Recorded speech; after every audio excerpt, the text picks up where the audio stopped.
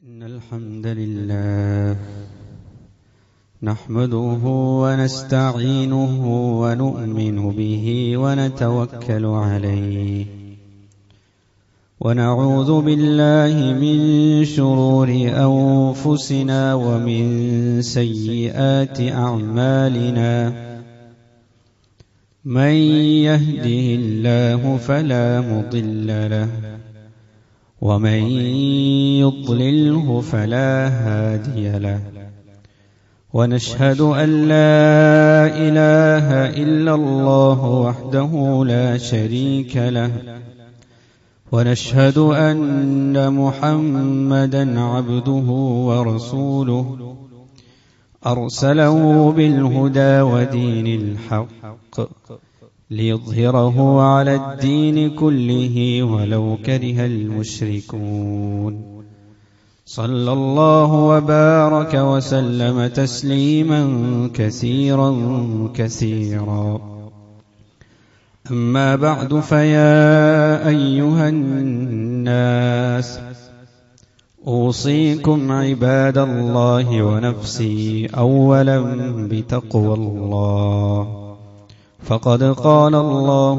تعالى يا أيها الذين آمنوا اتقوا الله حق تقاته ولا تموتن إلا وأنتم مسلمون وقال أيضا يا أيها الذين آمنوا اتقوا الله وقولوا قولا سديدا يصلح لكم أعمالكم ويغفر لكم ذنوبكم ومن يطع الله ورسوله فقد فاز فوزا عظيما قال الله تعالى سيقولون ثلاثة رابعهم كلبهم ويقولون خمسة سادسهم كلبهم رجما بالغيب ويقولون سبعة وثامنهم كلبهم قل ربي أعلم بعدتهم ما يعلمهم إلا قليل فلا تمار فيهم إلا مراء ظاهرا ولا تستفت فيهم منهم أحدا رب اشرح لي صدري ويسر لي أمري واحلل عقدة من لساني يفقه قولي إن أريد إلا الإصلاح ما استطعت وما توفيقي إلا بالله عليه توكلت وإليه أنيب അല്ലാഹു സുബ്ഹാനഹു വ തആലയെ തഖ്വ ചെയ്ത് സൂക്ഷിച്ച് അവന്റെ വിധിവിലക്കുകൾക്ക് ജീവിതത്തിൽ മുൻഗണന കൽപ്പിച്ച് ജീവിതത്തെ ചിട്ടപ്പെടുത്തണമേ എന്ന് ആദ്യമായി ഞാൻ എന്നെയും തുടർന്ന് നിങ്ങൾ ഓരോരുത്തരെയും ഓർമ്മപ്പെടുത്തുകയാണ്, വസിയ്യത്ത് ചെയ്യുകയാണ്. അല്ലാഹു സുബ്ഹാനഹു വ തആല നാം ഏവരെയും അവന്റെ മുത്തഖികളായ സജ്ജനങ്ങളുടെ കൂട്ടത്തിൽ ഉൾപ്പെടുത്തി അനുഗ്രഹിക്കുമാറാകട്ടെ. നമ്മിൽ നിന്ന് സംഭവിച്ചു പോയിട്ടുള്ള പിഴവുകൾ, കുറ്റങ്ങൾ, കുറവുകൾ, പോരായ്മകൾ അതൊക്കെയും അവന്റെ റഹ്മത്ത് കൊണ്ട്, ഫദ്ല് കൊണ്ട് നമുക്ക് പുറത്തു നൽകി അനുഗ്രഹിക്കുമാറാകട്ടെ. നമ്മിൽ നിന്ന് മരണപ്പെട്ടു പോയ നമ്മുടെ വേണ്ടപ്പെട്ടവരുടെ ബർസഖിയായ ജീവിതം അവൻ സ്വർഗീയമാക്കി അനുഗ്രഹിക്കുമാറാകട്ടെ. നമ്മുടെ ബർസഖിയായ ജീവിതവും അവൻ തൃപ്തിപ്പെടുന്ന രൂപത്തിലാക്കി അള്ളാഹു മാറ്റുമാറാകട്ടെ. കഴിഞ്ഞ ഖുത്ബയിൽ സൂറത്തുൽ കഹ്ഫിൽ അല്ലാഹു സുബ്ഹാനഹു വ തആല പരാമർശിച്ചിട്ടുള്ള 4 ചരിത്ര സംഭവങ്ങളിൽ ആദ്യത്തെ ചരിത്ര സംഭവമായ ഗുഹാവാസികളുമായി ബന്ധപ്പെട്ട ചരിത്രത്തിൽ നിന്നുള്ള ചില ആലോചനകൾ, ചില പാഠങ്ങൾ നാം മനസ്സിലാക്കാൻ ശ്രമിക്കുകയുണ്ടായി. സൂറത്തുൽ കഹ്ഫിലെ ഗുഹാവാസികളുമായി ബന്ധപ്പെട്ട ചരിത്രം ശരിയാവണ്ണം പാരായണം ചെയ്യാനും പഠിക്കാനും നാം ശ്രമിച്ചു കഴിഞ്ഞാൽ വലിയ രൂപത്തിൽ നമ്മുടെ ചിന്താമണ്ഡലങ്ങളെ വരെ അത് സ്വാധീനിക്കാൻ പോന്നതാണ് എന്ന് നമുക്ക് വളരെ കൃത്യമായി ബോധ്യപ്പെടും. ഖുർആനിന്റെ ചരിത്ര പ്രതിപാദന രീതിയെ സംബന്ധിച്ച് നാം പഠിക്കാൻ ശ്രമിച്ചു കഴിഞ്ഞാൽ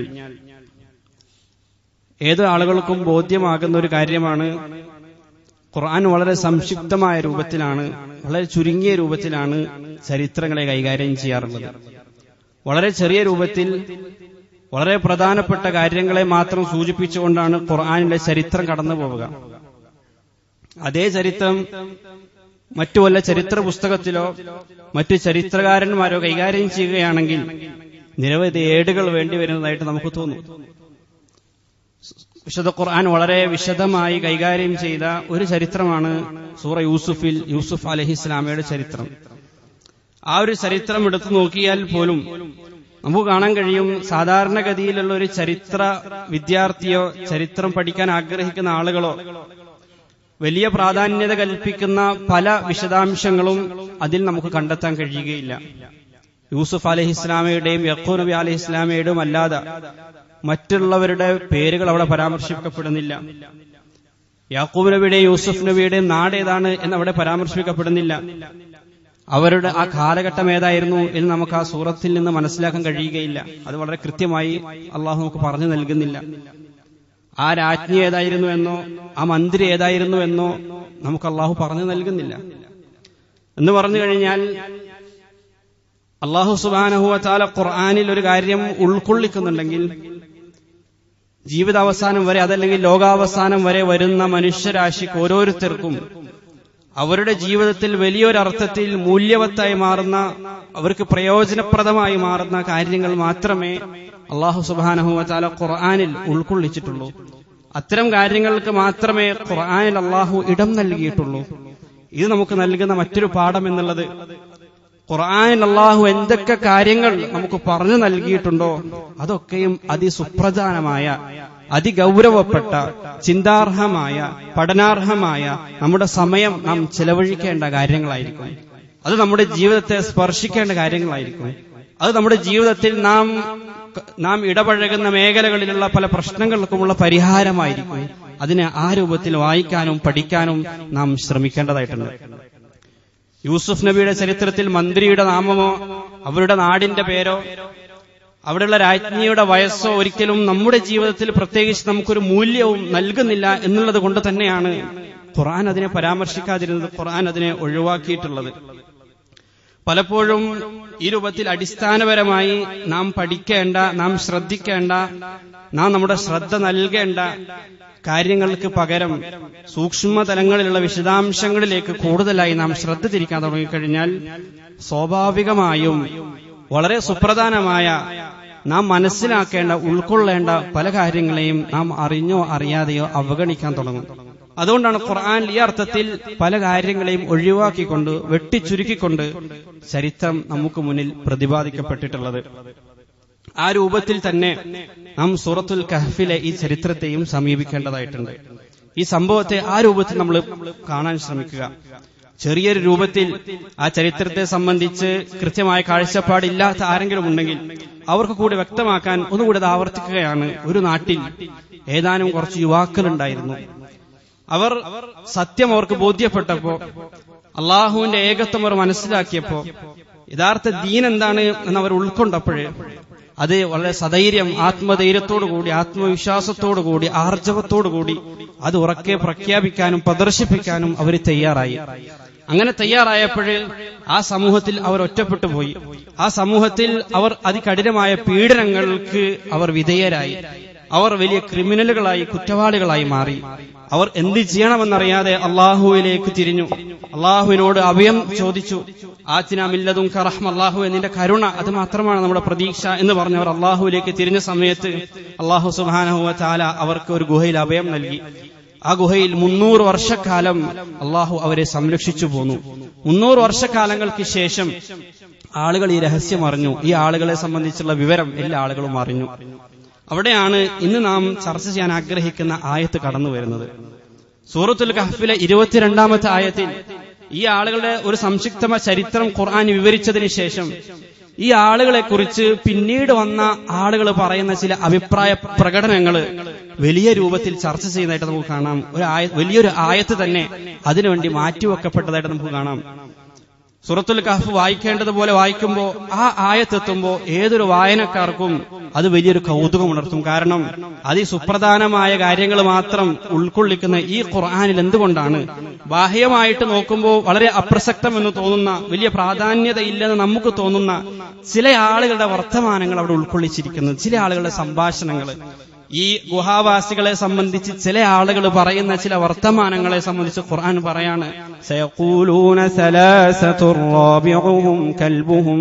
അവര് പറയുകയാണ്, ആ ഗുഹാവാസികൾ 3 ആളുകളാണ്, 4ാമതായി അവരുടെ കൂടെ ഉണ്ടായിരുന്നത് അവരുടെ നായയാണ്. വയഖൂലൂന ഖംസതുൻ സാദിസുഹും കൽബുഹും. അവരിൽ മറ്റു ചില ആളുകൾ പറയണം, അല്ല, അവർ 3 ആളുകളല്ല, അവർ 5 ആളുകളാണ് ഗുഹാവാസികൾ. 6ാമനായി അവരുടെ കൂട്ടത്തിൽ ഒരു നായയാണ് ഉണ്ടായത്. വയഖൂലൂന സബ്അതുൻ വസാമിനുഹും കൽബുഹും. മറ്റു ചില ആളുകൾ പറഞ്ഞേ 3ഉം 5ഉം ഒന്നല്ല, അവർ 7 ആളുകളാണ്. 8ാമനായി അവരുടെ കൂട്ടത്തിലുണ്ടായതാണ് ആ നായ. അതിനിടയിൽ അള്ളാഹു പറയുന്നുണ്ട് റജ്മം ബിൽ ഗൈബ്. അവർ ഇതൊക്കെയും ഒരുതരം ജൽപ്പനങ്ങൾ, അവരുടെ ഊഹങ്ങളാണ് അവരിതൊക്കെ പറഞ്ഞുകൊണ്ടേയിരിക്കുന്നത്.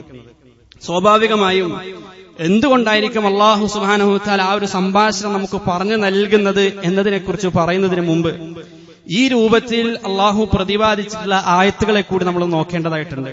അവര് പറയുന്നു എന്ന് പറഞ്ഞുകൊണ്ട് വിശുദ്ധ ഖുർആനിൽ കോട്ട് ചെയ്യപ്പെട്ടിട്ടുള്ള ഏത് ആയത്തുകൾ നമ്മൾ നോക്കിക്കഴിഞ്ഞാലും അവര് പറയുന്നു എന്ന് പറഞ്ഞ് ഖുർആൻ പറയുക മിക്കവാറും അല്ലാഹുവിന് അനിഷ്ടകരമായ കാര്യം പറഞ്ഞ ആളുകളുടെ വർത്തമാനങ്ങളായിരിക്കും.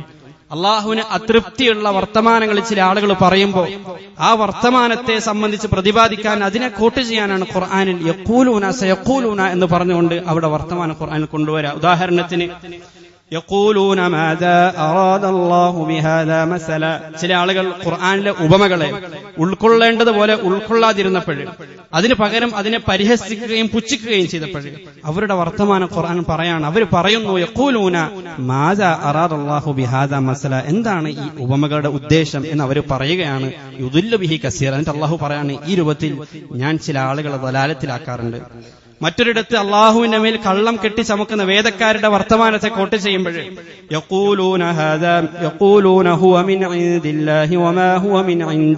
അവർ പറയുന്നു ഇത് അള്ളാഹുവിൽ നിന്നുള്ളതാണ്, എന്നാൽ അത് അള്ളാഹുവിൽ നിന്നുള്ളതല്ല.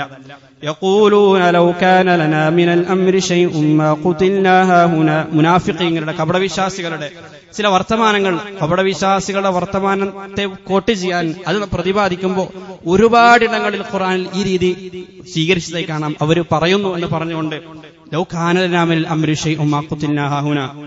ഉഹദ് യുദ്ധവേളയിൽ ചില കപടവിശ്വാസികൾ പറഞ്ഞ വാക്കുകളാണത്. ഞങ്ങളുടെ കയ്യിൽ സ്വാധീനമുണ്ടായിരുന്നെങ്കിൽ, ശക്തി ഉണ്ടായിരുന്നെങ്കിൽ, മാ ഖുതിൽന ഹാഹുന, ഞങ്ങളുടെ കയ്യിലായിരുന്നു കൈകാര്യകർത്തൃത്വമെങ്കിൽ പിന്നെ ഞങ്ങൾ ഇവിടെ കൊല്ലപ്പെടുമായിരുന്നില്ല. മാ ഖുതിൽന ഹാഹുന. മറ്റു ചില കപടവിശ്വാസികൾ ഇസ്ലാമിന്റെ ശത്രുക്കളുമായി സഖ്യത്തിൽ ഏർപ്പെടാൻ ധൃതി കാണിക്കുമ്പോൾ അതിന് ന്യായമായിട്ട് അവർ പറഞ്ഞൊരു വർത്തമാനത്തെ സൂചിപ്പിക്കുമ്പോൾ അവർ പറയുന്നു ഞങ്ങൾക്ക് വല്ല ആപത്തും വന്നേക്കുമോ എന്ന് ഞങ്ങൾ ഭയക്കാണ്, അതുകൊണ്ടാണ് കേട്ടോ ഞങ്ങൾ ഇങ്ങനെ ചെയ്യുന്നത്. ഇങ്ങനെ ഒരുപാട് ആയത്ത് യഖൂലൂന ഹാദാ ഇഫ്കുൻ ഖദീം. ഖുർആനെ പറ്റി അവർ പറയുന്നു ഇത് കെട്ടുകഥയാണ്. യഖൂലൂന മതാ വഅദുല്ലാഹ്. അവർ ചോദിക്കുന്നു എപ്പോഴാണ്, യഖൂലൂന മതാ ഹാദൽ വഅദ്, എപ്പോഴാണ് ഈ വഅദ്, ഈ വാഗ്ദാനം എപ്പോഴാണ് പുലരുക എന്ന് അവർ പരിഹസിച്ച് ചോദിക്കുന്നു. എന്ന് പറഞ്ഞു കഴിഞ്ഞാൽ അല്ലാഹു സുബ്ഹാനഹു വ തആല ചില ആളുകളുടെ വർത്തമാനത്തിൽ കോപിഷ്ഠനായി കഴിഞ്ഞാൽ, അല്ലാഹു സുബ്ഹാനഹു വ തആല ചില ആളുകളുടെ വർത്തമാനത്തിൽ അതൃപ്തി പ്രകടിപ്പിക്കാൻ ആ ആളുകളുടെ വർത്തമാനത്തെ ഈ രൂപത്തിൽ കോട്ട് ചെയ്യാറുണ്ട്. എന്ന് പറഞ്ഞാൽ വളരെ സുന്ദരമായ, ഒരുപാട് ആഴത്തിലുള്ള അർത്ഥതലങ്ങളുള്ള, ഒരുപാട് ഗുണപാഠങ്ങൾ ഉൾക്കൊള്ളാനുള്ള ഒരു ചരിത്രം അള്ളാഹു അവരുടെ മുന്നിലേക്ക് വിവരിച്ചപ്പോഴേ അതിൽ നിന്ന് ആ പാഠങ്ങൾ ഉൾക്കൊള്ളുന്നതിന് പകരം ചില ആളുകൾ പറയാണ് യഖൂലുന സലാസത്തുൻ ഔ റാബിഉഹും കൽബുഹും. അവർ 3 ആണോ 4 ആണോ, അവർ 5 ആണോ 6 ആണോ 7 ആണോ 8 ആണോ, അവരുടെ എത്ര ആളുകളാണ്, അവരുടെ നായ ഏത് ഇനത്തിൽപ്പെട്ടതാണ്, അവരുടെ നാടേതാണ്, അവരുടെ ഗുഹ ഏതാണ്, ഈ രൂപത്തിലുള്ള ചർച്ചകളാണോ അവർക്ക് ചോദിക്കാനുള്ളത്? ഈ രൂപത്തിലുള്ള സംശയങ്ങളാണോ? ഇത്ര ആഴത്തിലുള്ള ഗുണപാഠങ്ങളുള്ള ഒരു ചരിത്രം വിവരിക്കപ്പെട്ടപ്പോൾ ഇത്തരം കാര്യങ്ങളാണോ അവർക്ക് അതിൽ നിന്ന് അറിയാനുള്ളത് എന്നാണ് യഥാർത്ഥത്തിൽ അള്ളാഹു അതിലൂടെ നമുക്ക് ചോദിക്കുന്നത്. ഇത് യഥാർത്ഥത്തിൽ ഇന്ന് നമ്മുടെ ഖുർആൻ പഠന രീതിയും ഈ രൂപത്തിലേക്ക് മാറിയിട്ടുണ്ട് എന്നുള്ള വളരെ ഖേദകരമായിട്ടുള്ള ഒരു കാര്യം. അസ്ഹാബുൽ കഹ്ഫിന്റെ ചരിത്രം പറയുന്ന സമയത്ത് നമ്മിൽ ഉടലെടുക്കുന്ന ചോദ്യം അവരുടെ പേരുകൾ എന്തായിരുന്നു, ആ നായയുടെ ഇനമേതായിരുന്നു, ഇന്ന് അസ്ഹാബുൽ കഹ്ഫിന്റെ ഗുഹ എന്നറിയപ്പെടുന്ന ഗുഹ തന്നെയാണോ അതിന്റെ യഥാർത്ഥ ഗുഹ, അതല്ല മറ്റു വല്ലതും ആണോ? ഈ രൂപത്തിലുള്ള കാര്യങ്ങളിലേക്ക് മാത്രമാണ് നമ്മുടെ ചിന്ത പോകുന്നത്. അവിടെ നമ്മൾ മനസ്സിലാക്കേണ്ടത് അള്ളാഹു നിരുത്സാഹപ്പെടുത്തിയ ഒരു കൂട്ടരുടെ ചിന്താ രീതിയാണ്, വഴിയാണ് യഥാർത്ഥത്തിൽ നമ്മൾ അവിടെ സ്വീകരിക്കുന്നത് എന്നുള്ളതാണ്. മുഫസ്സിരിങ്ങളെ സംബന്ധിച്ചിടത്തോളം അവരുടെ ഉത്തരവാദിത്തമാണ് അതുമായി ബന്ധപ്പെട്ട എല്ലാ വിശദാംശങ്ങളും അതിൽ വിവരിക്കുക എന്നുള്ളത്. അതിനർത്ഥം അതാണ് ഹിദായത്ത് എന്നുള്ളതല്ല, അതിനർത്ഥം അതാണ് അതിലേറ്റവും സുപ്രധാനമായ കാര്യം, ഇത്തരം ഡീറ്റെയിൽസുകളാണ് എന്നുള്ളതല്ല.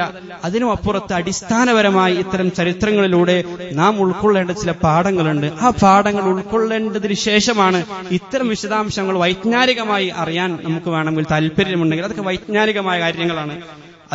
അതിനും ആദ്യമേ അതിഗൗരവപ്പെട്ട രൂപത്തിൽ നാം പരിഗണിക്കേണ്ടത് ഇത്തരം ചരിത്ര സംഭവങ്ങൾ ഏത് രൂപത്തിലാണ് എന്റെ ജീവിതത്തെ സ്വാധീനിക്കുന്നത് എന്നതിനെ സംബന്ധിച്ചായിരിക്കണം. ഒരിക്കൽ ഒരു ബിസിനസ് അധ്യാപകൻ കുട്ടികൾക്ക് ബിസിനസ്സുമായി ബന്ധപ്പെട്ട ചില അടിസ്ഥാന തത്വങ്ങൾ വിവരിച്ചു കൊടുക്കാണ്.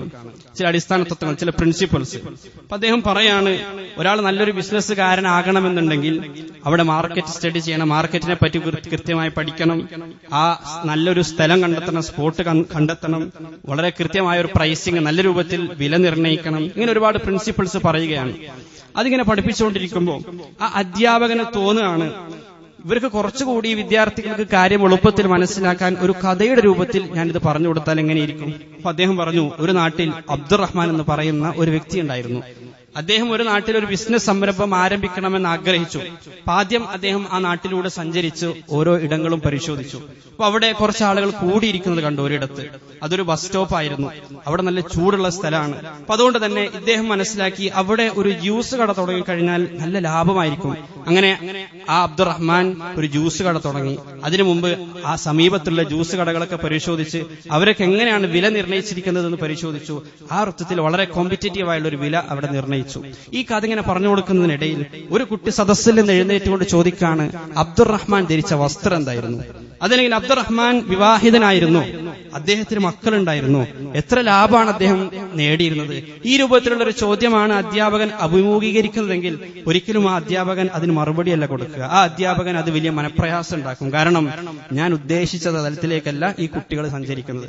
ഈ രൂപത്തിലാണ് ഇത്തരം ചരിത്രങ്ങൾ കേൾക്കുമ്പോൾ, ഇത്തരം ചരിത്രങ്ങൾ അള്ളാഹു പറയുമ്പോൾ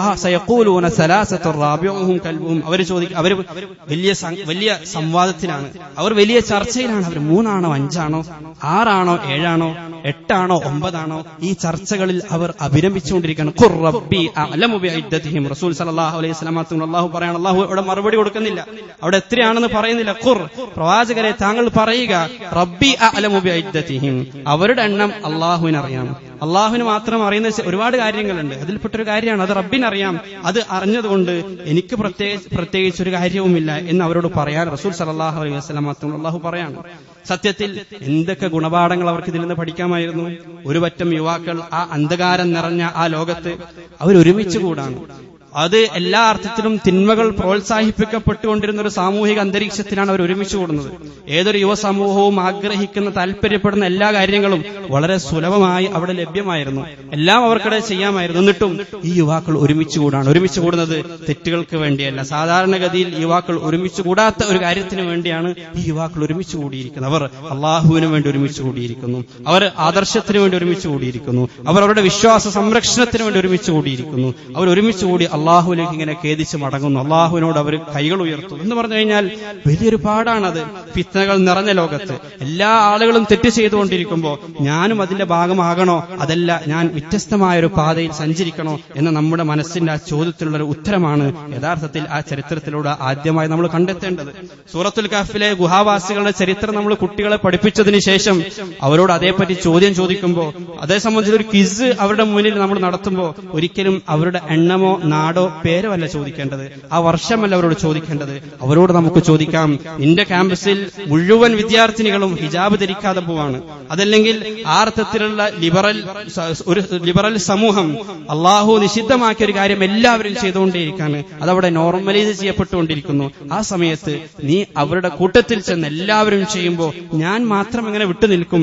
അങ്ങനെ വിട്ടുനിൽക്കുകയാണോ ചെയ്യുക, അതല്ല ആ കൂട്ടത്തിൽ അവരുടെ കൂട്ടത്തിലൊന്നായി നീ മാറുകയാണോ ചെയ്യുക എന്ന ചോദ്യമാണ് യഥാർത്ഥത്തിൽ ആ ചരിത്രം പഠിപ്പിച്ചതിന് ശേഷം നമ്മുടെ കുട്ടികളോട് നമ്മൾ ചോദിക്കേണ്ടത്. എല്ലാ ആളുകളും വിവാഹം നടത്തുമ്പോൾ വിവാഹ മാമാങ്കത്തിൽ പല ഹറാമുകളും നടത്തുന്നുണ്ട്. അത് നമ്മുടെ നാട്ടിൽ നോർമലായിട്ടുണ്ട്. അതുകൊണ്ട് ഞാനും വിവാഹം നടത്തുമ്പോൾ ആ അർത്ഥത്തിലുള്ള നാട്ടു നടപ്പുകളൊക്കെ നടത്താം എന്നാണോ നീ ചിന്തിക്കേണ്ടത്? അതല്ല ഈ ഗുഹാവാസികളെ പോലെ വ്യത്യസ്തമായ ഒരു രീതി സ്വീകരിക്കുന്നതിൽ നിനക്ക് മനപ്രയാസം തോന്നേണ്ടതുണ്ടോ? അതാണ് അവിടെ ചോദിക്കേണ്ടത്. അതൊരിക്കലും നിനക്കൊരിക്കലും സാധിക്കുകയില്ല. അവിടെ നീ അള്ളാഹുവിലേക്ക് തിരിയണം. ആ ഗുഹാവാസികളെ സംബന്ധിച്ചിടത്തോളം അവരങ്ങനെയാണല്ലോ അള്ളാഹുവിലേക്ക് തിരിഞ്ഞത്. ആത്തിനാ മില്ലതുൻക റഹ്മ, അള്ളാഹുവേ ഞങ്ങൾക്ക് ഞങ്ങളുടെ ദീൻ ഇവിടെ സംരക്ഷിക്കാൻ കഴിയൂല, അങ്ങനെയുള്ളൊരു സാഹചര്യമാണ്. അതുകൊണ്ട് നീ നിന്റെ റഹ്മത്ത് ഞങ്ങൾക്ക് തരണം. ഹയ്യ ലനാ മിൻ അംരിനാ റശദ, നീ ഞങ്ങൾക്ക് സന്മാർഗം കാണിച്ചു തരണം. ഞങ്ങൾക്ക് ഇവിടെ ജീവിതം സാധ്യമല്ല, അതുകൊണ്ട് എങ്ങനെ ജീവിക്കണമെന്ന് നീ ഞങ്ങളെ കൈപിടിച്ച് നടത്തണം എന്ന് താണ് കേണ് അപേക്ഷിച്ച് നിഷ്കളങ്കമായി ആ യുവാക്കള് ആ അള്ളാഹുവിന്റെ മുന്നിലേക്ക് തിരിയുന്നു. ആ പാഠമല്ലേ യഥാർത്ഥത്തിൽ ആ ചരിത്രത്തിൽ നമ്മൾ ഉൾക്കൊള്ളേണ്ടിയിരുന്നത്? അങ്ങനെ അവർ തിരിഞ്ഞപ്പോൾ എന്താണ് സംഭവിച്ചത്? അത്ഭുതകരമായ രൂപത്തിൽ അള്ളാഹു അവരെ സഹായിക്കാൻ. അവർ പ്രവാചകന്മാരായിരുന്നില്ല, അവർ പണ്ഡിതന്മാരായിരുന്നില്ല, അവർ പുരോഹിതന്മാരായിരുന്നില്ല, അവർ സന്യാസിമാരായിരുന്നില്ല. ഇന്നഹും ഫിത്യ, അവർ ഒരു പറ്റം സാധാരണക്കാരിൽ സാധാരണക്കാരായ യുവാക്കൾ മാത്രമായിരുന്നു. അവരുടെ പ്രത്യേകം എന്താണ്? ആമനൂ ബി റബ്ബിഹിം, അവരുടെ റബ്ബിൽ വിശ്വസിച്ചു എന്നത് മാത്രമാണ് അവരുടെ പ്രത്യേകത. അവരുടെ പ്രത്യേകത എന്താണ്? ഇസ്ഖാമു ഫഖാലു റബ്ബുനാ റബ്ബുസ് സമാവാതി വൽ അർദ്, ഈ ആകാശങ്ങളും ഭൂമിയും നിയന്ത്രിക്കുന്ന ഒരു റബ്ബുണ്ട് എന്ന് തിരിച്ചറിഞ്ഞു. ആ റബ്ബിനെ അംഗീകരിച്ചു. അതിനപ്പുറത്തേക്കൊന്നും അവർക്ക് അറിയില്ല. പക്ഷേ ആ ഈമാന് മാത്രമാണ് അള്ളാഹുവിന്റെ സഹായത്തിൽ നിങ്ങൾ അർഹരാക്കി മാറ്റുക എന്ന് വലിയൊരു പാഠമല്ലേ അത് നമുക്ക് പറഞ്ഞു നൽകുന്നത്? യഥാർത്ഥത്തിൽ പിന്നീട് പുരോഹിതന്മാർ ഈ ചരിത്രത്തെ വക്രീകരിച്ചു. അവർ 7 സെയിൻസ് എന്ന് അവരെ പറ്റി പറഞ്ഞത്. ഇത് 7 സന്യാസിമാരായിരുന്നു. ഒരിക്കലും 7 സന്യാസിമാരല്ല. ഇന്നഹും ഫിത്യ, അവർ 7 സന്യാസിമാരായിരുന്നില്ല, അവർ സാധാരണക്കാരായ യുവാക്കളായിരുന്നു. അവരുടെ പ്രത്യേകത അള്ളാഹുവിൽ വിശ്വസിച്ചു എന്നതാണ്. അല്ലാഹു വലിയ്യുൽ ലദീന ആമനൂ യുഖ്രിജുഹും മിനദ്ദുലുമാതി ഇലന്നൂർ, അള്ളാഹു മുഅ്മിനീങ്ങളുടെ വലിയാണ്, രക്ഷകനാണ്. ഏത് ദുലുമാത്തുകളിൽ നിന്നും അന്ധകാരങ്ങളിൽ നിന്നും ഹിദായത്തിന്റെ നൂറിലേക്ക്, പ്രകാശത്തിലേക്ക്, സത്യത്തിലേക്ക് അള്ളാഹു മുഅ്മിനീങ്ങളെ കൈപിടിച്ചുയർത്തും. പക്ഷേ അത് ആ യഥാർത്ഥ ഈമാൻ, നിഷ്കളങ്കമായ ഈമാൻ നമ്മുടെ ഹൃദയത്തിൽ രൂഢമൂലമാകേണ്ടതുണ്ട്. ആ ഒരു പാഠമാണ് യഥാർത്ഥത്തിൽ ആ ചരിത്രത്തിൽ നമ്മൾ ഉൾക്കൊള്ളേണ്ടത്.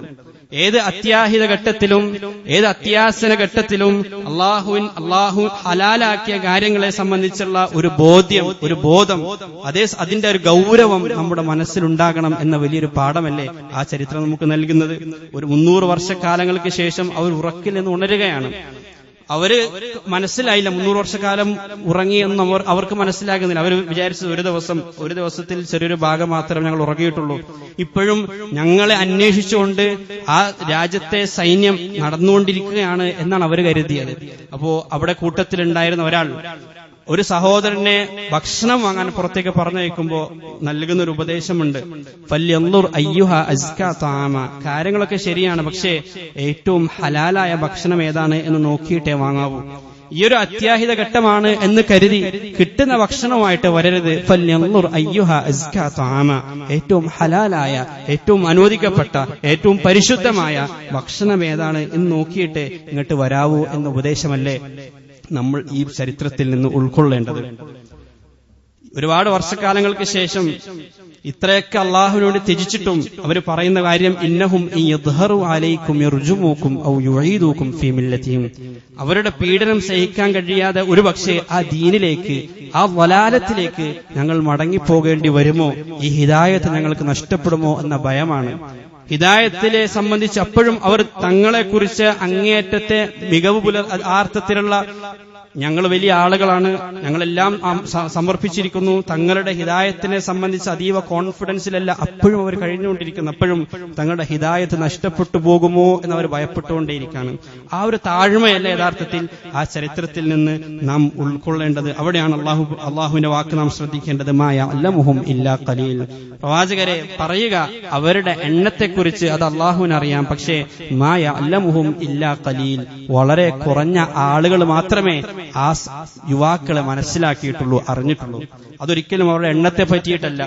യഥാവിധി ആ യുവാക്കളെ മനസ്സിലാക്കേണ്ടതുപോലെ അവരിൽ നിന്ന് അവരെ ഉൾക്കൊള്ളേണ്ടതുപോലെ ഉൾക്കൊണ്ട ആളുകൾ അത് വളരെ വിരളമാണ്. മാ യഅലമുഹും ഇല്ലാ ഖലീൽ ഫലാ തുമാരി ഫീഹിം ഇല്ലാ മിറാ അല്ലാഹിറ. അതുകൊണ്ട് ആ വിഷയത്തിൽ അവരുമായി കൃത്യമായ ബോധ്യമില്ലാതെ, അറിവില്ലാതെ താങ്കൾ തർക്കിക്കാൻ പോകരുത്, സംവദിക്കാൻ പോകരുത് എന്ന ഉപദേശവും സാക്ഷാൽ റസൂൽ കരീം സല്ലല്ലാഹു അലൈഹി വസല്ലം തങ്ങൾക്ക് അള്ളാഹു നൽകുകയാണ്. എല്ലാ മേഖലകളും ഞങ്ങൾ സംവാദം നടത്തേണ്ട മേഖലകളാണ്. എല്ലാ മേഖലകളും ഞങ്ങളുടെ ഖണ്ഡനമണ്ഡനങ്ങൾക്കുള്ള മേഖലകളാണ്. എല്ലാ മേഖലകളും ഞങ്ങൾക്ക് തർക്കിക്കാനുള്ള മേഖലകളാണ് എന്ന് കരുതുന്ന നാം ഓരോരുത്തരും മനസ്സിലാക്കണം, സാക്ഷാൽ റസൂൽ കരീം സല്ലല്ലാഹു അലൈഹി വസല്ലം തങ്ങൾക്ക് പോലും തങ്ങൾക്ക് ഇഷ്ടമുള്ള മേഖലയിലെല്ലാം പോയി സംവാദം നടത്താനുള്ള അനുവാദം അള്ളാഹു കൊടുക്കുന്നില്ല. ഫലാ തുമാരി ഫീഹിം ഇല്ലാ മിറാ അല്ലാഹിറ. പലപ്പോഴും ദീന് എന്ന് പറഞ്ഞു കഴിഞ്ഞാൽ ആർത്ഥത്തിൽ ഖണ്ഡനമണ്ഡനങ്ങൾക്കുള്ള, സംവാദങ്ങൾക്കുള്ള ഒരു മേഖലയായി നമുക്ക് മാറിയിരിക്കുകയാണ്. ഇമാം തിർമിദി ഉദ്ധരിക്കുന്ന ഒരു ഹദീസിൽ കാണാം, റസൂൽ സല്ലല്ലാഹു അലൈഹി വസല്ലം തങ്ങൾ പറഞ്ഞു, മാ ളല്ല ഖൗമുൻ ബഅദ ഹുദൻ കാനൂ അലൈഹി ഇല്ലാ ഊതുൽ ജദൽ. ഹിദായത്തിലേക്ക് ലഭിച്ചതിന് ശേഷം ഒരു സമൂഹവും ളലാലത്തിലായി പോയിട്ടില്ല, നശിച്ചു പോയിട്ടില്ല, ഇല്ലാ ഊതുൽ ജദൽ, തർക്കങ്ങൾ കാരണമല്ലാതെ.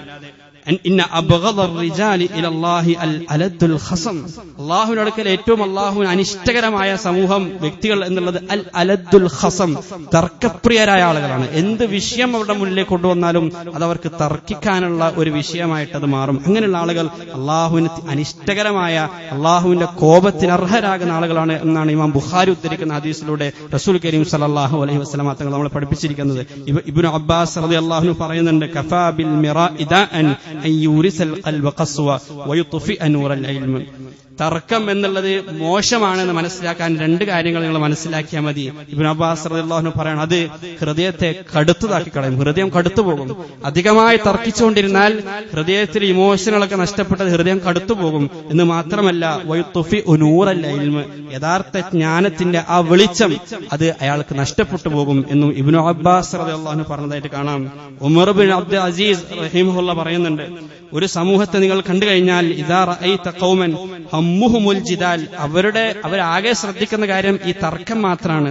ഇങ്ങനെ സംവാദം നടത്തുക, ഖണ്ഡനമണ്ഡലങ്ങൾ നടക്കുക, തർക്കിച്ചുകൊണ്ടിരിക്കുക, ഇതിനെ മാത്രം ഗൗനിച്ചുകൊണ്ട്, ഇതിന് മാത്രം പ്രാധാന്യത കൽപ്പിച്ചുകൊണ്ട് പോകുന്ന ഒരു സമൂഹത്തെ നീ കണ്ടാൽ ഫഅലം, നീ അറിയണം, അന്നഹും ഹുരിമുൽ ഇൽമ, യഥാർത്ഥ ജ്ഞാനം അവർക്ക് നഷ്ടപ്പെട്ടിരിക്കുന്നു. യഥാർത്ഥ ജ്ഞാനത്തിൽ നിന്ന്, വിജ്ഞാനത്തിൽ നിന്ന്, ഇൽമിൽ നിന്ന് അവർ തടയപ്പെട്ടിരിക്കുന്നു എന്ന് നീ മനസ്സിലാക്കണം എന്ന് ഉമർ ബിൻ അബ്ദുൽ അസീസ് റഹിമഹുല്ലാഹ് പറഞ്ഞതായിട്ട് നമുക്ക് കാണാം. ഇമാം മാലിക് റഹിമഹുല്ലയും സമാനമായ ഒരു വാക്ക് പറയുന്നുണ്ട്. റസൂൽ കരീം സല്ലല്ലാഹു അലൈഹി വസല്ലം തങ്ങളോട് ആ ആയത്തിൽ അള്ളാഹു ഉപദേശിക്കുന്ന മറ്റൊരു ഉപദേശം, വലാ തസ്തഫ്തി ഫീഹിം മിൻഹും അഹദ. ഈ ഗുഹാവാസികളുടെ വിഷയത്തിൽ അവരോട് ഒരു കാര്യം താങ്കൾ അന്വേഷിച്ചറിയാൻ പോലും പോകരുത് എന്നുള്ളതാണ്. അവിടെ ഉണ്ടായിരുന്ന വേദക്കാരോട്, അവിടെ ഉണ്ടായിരുന്ന ആളുകളോട്, ഒരുപക്ഷെ അവർക്ക് ഈ ഗുഹാവാസികളുടെ ചരിത്രവുമായി ബന്ധപ്പെട്ട ഒരുപാട് വിശദാംശങ്ങൾ അവരുടെ അടുക്കൽ ഉണ്ടായേക്കാം. പക്ഷെ വലാ തസ്തഫ്തി ഫീഹിം മിൻഹും അഹദ, അതേ സംബന്ധിച്ച് ചോദിച്ചറിയാൻ അവരിൽ ഒരാളെയും താങ്കൾ സമീപിക്കരുത്. കാരണം അതിൽ നിന്ന് ഉൾക്കൊള്ളേണ്ട, അറിയേണ്ട കാര്യം അവർ അറിഞ്ഞിട്ടില്ല.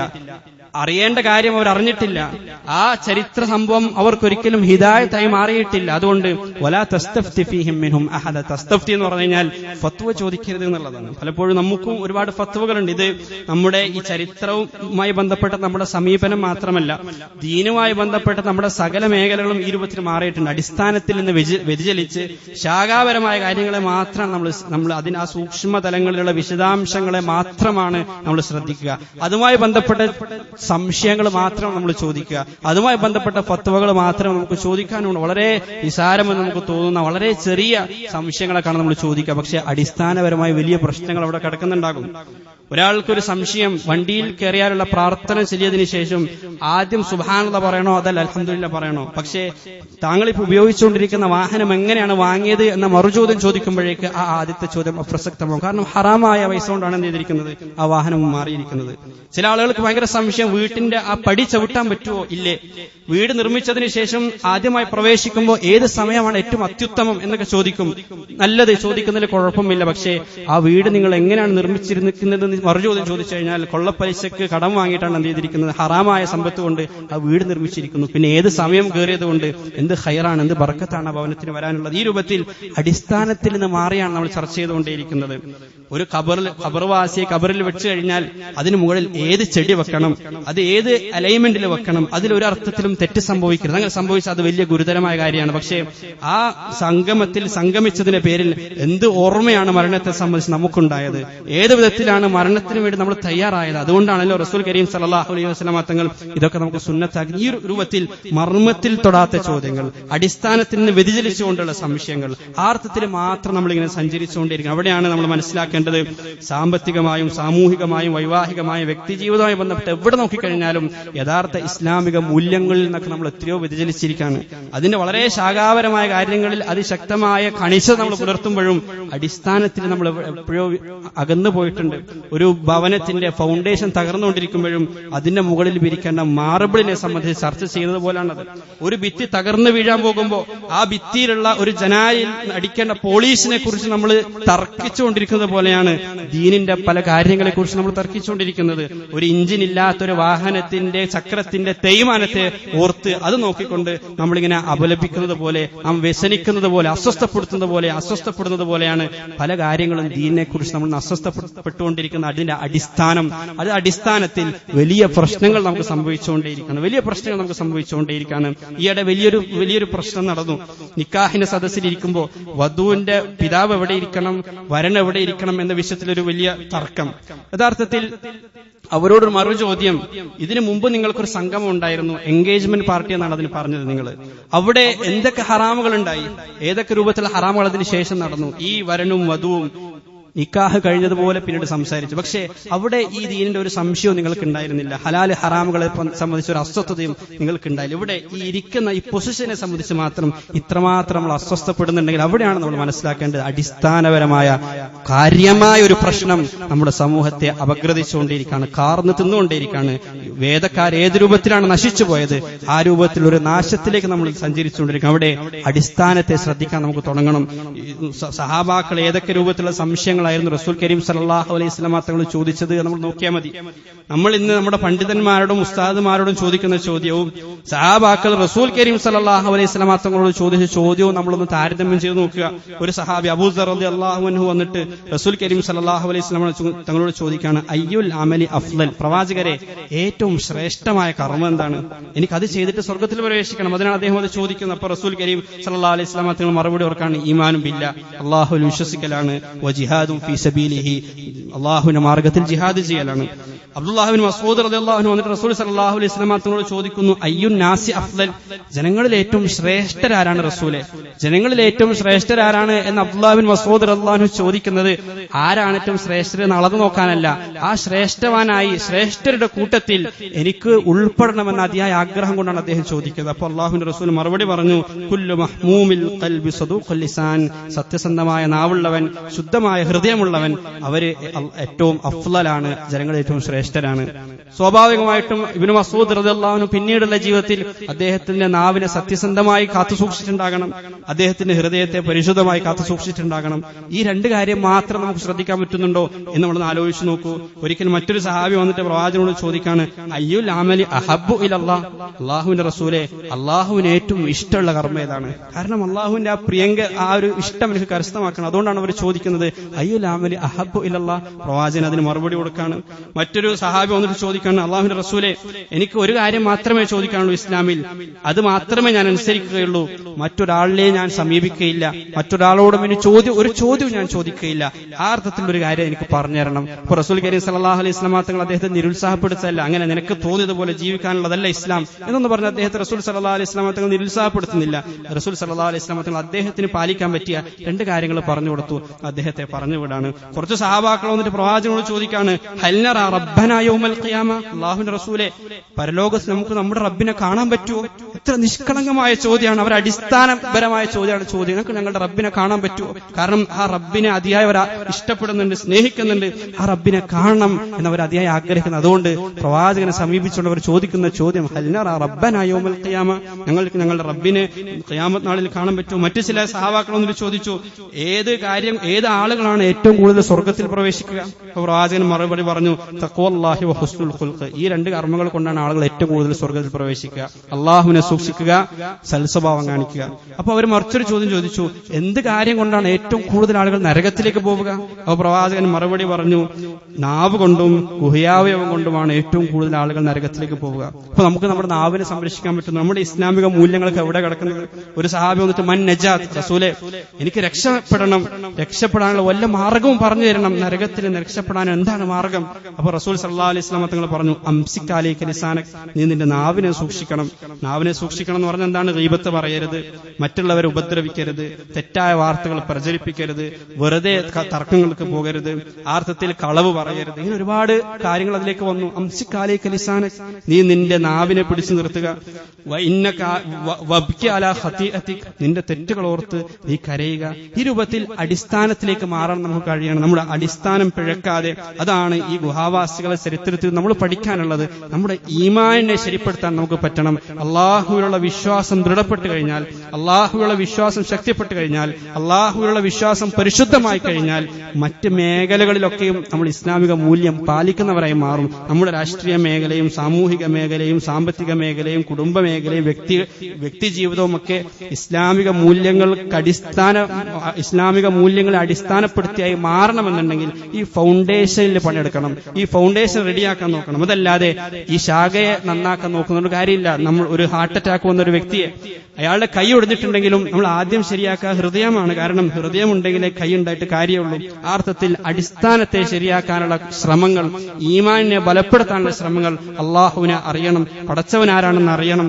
ആ അർത്ഥത്തിൽ നമ്മുടെ വിശ്വാസത്തെ ദൃഢപ്പെടുത്താനുള്ള കർമ്മങ്ങൾ നമ്മൾ ചെയ്യണം. അപ്പോഴാണ് യഥാർത്ഥ മുഅ്മിനീങ്ങളായും ഈ ഗുഹാവാസികളെ പോലെ ഏത് പ്രതിസന്ധികളിലും പിടിച്ചു നിൽക്കാൻ, ഏത് പ്രതിസന്ധികളെയും വിശ്വാസം കൊണ്ട് തരണം ചെയ്യാൻ കെൽപ്പുള്ള ആളുകളായിട്ട് നമുക്ക് മാറാൻ കഴിയുക. അല്ലാഹു സുബ്ഹാനഹു വ തആല ആ അർത്ഥത്തിൽ നമ്മുടെ വേരുകളിൽ പണിയെടുക്കുന്ന, വേരുകളെ നനക്കുന്ന ആളുകളാക്കി അള്ളാഹു നമ്മെ മാറ്റുമാറാകട്ടെ. അനാവശ്യമായ ചർച്ചകളിൽ നിന്ന്, തർക്കങ്ങളിൽ നിന്ന്, കർമ്മങ്ങളിൽ നിന്ന് അള്ളാഹു നമ്മെ അകറ്റി നിർത്തുമാറാകട്ടെ. നമ്മുടെ ഓരോ സമയങ്ങളെയും ഏറ്റവും ഉപകാരപ്രദമായ കാര്യങ്ങളിൽ ചെലവഴിക്കാനുള്ള ഭാഗ്യം അവൻ നമുക്ക് നൽകുമാറാകട്ടെ.